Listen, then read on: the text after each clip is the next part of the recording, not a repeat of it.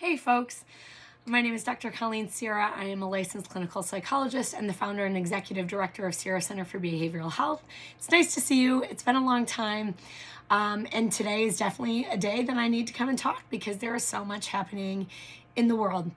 And I know what is front and center of everybody's mind right now is everything that happened at the Capitol yesterday. It's just, those images were hard to believe that they were happening in America, and yet it's not super surprising either. So let's break this down a little bit. I think there are a couple of things at play. Like most complicated issues, it's not super straightforward. I think there's a few variables that we need to talk about when trying to understand what happened at the Capitol. And I think there's a couple of main things that can explain most of it.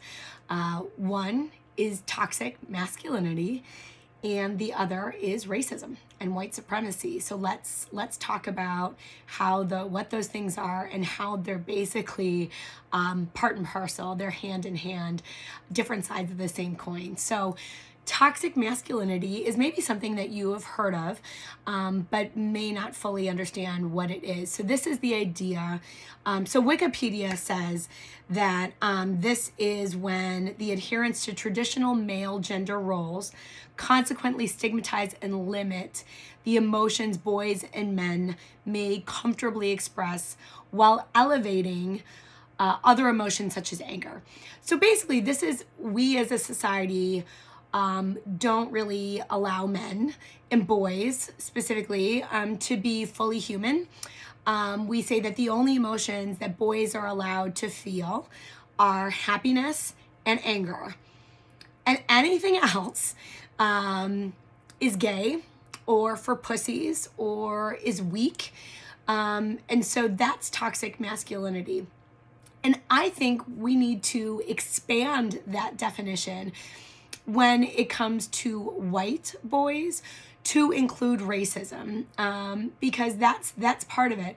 When we don't allow men to feel, when we don't allow boys to feel, they can't feel their own emotions. We don't encourage them to be sympathetic, to be empathic, to engage in perspective taking about other people's emotions. We're also teaching white supremacy and racism, whether we intend to or not, right? Like, let's just leave aside people who are actively teaching racism, and instead, let's talk more about just, you don't talk about it. You don't talk about race in your family, and you don't let your little boys cry, and you tell them to man up, or you tell them to rub some dirt on it.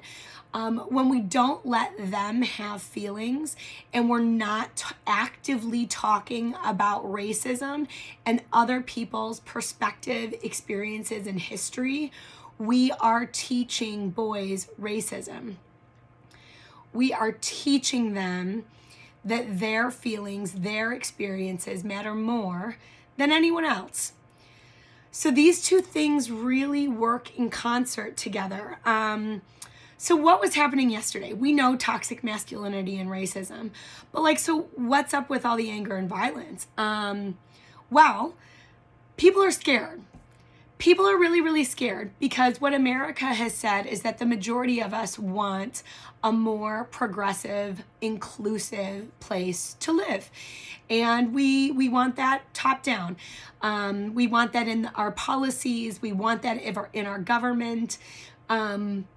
And that's scary for some people. And so some of this, again, multiple truths here. Some of this is that we as human beings resist change because for a long time, our ancestors, novelty could kill them, right? Watch The Croods.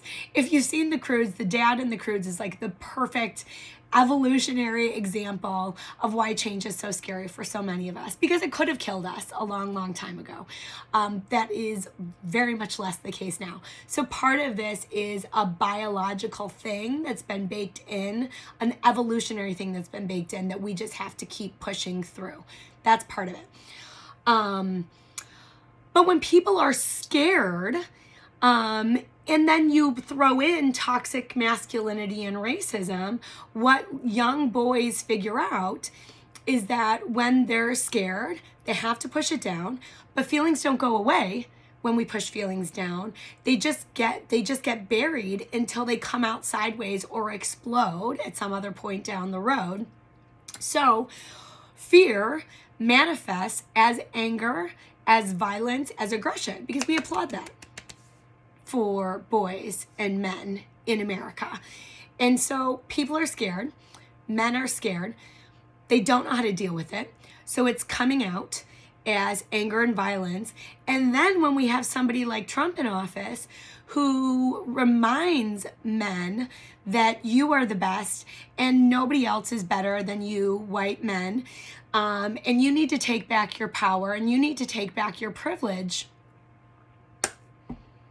we get the disaster that was the Capitol siege yesterday. So some things to think about, some things to marinate in. And here's the longer term solution for some of this is we need to teach boys to be everything that society tells them they're unable to be. We need to teach all boys to be kind, empathic, sensitive, compassionate, and we need to teach white boys about the history of racism, about what our white ancestors did to perpetrate racism, about all the crimes that we've committed against the Black community, and teach them how to be better.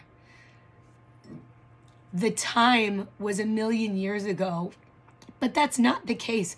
So the time is now. Let's teach our boys to be better. Something to think about.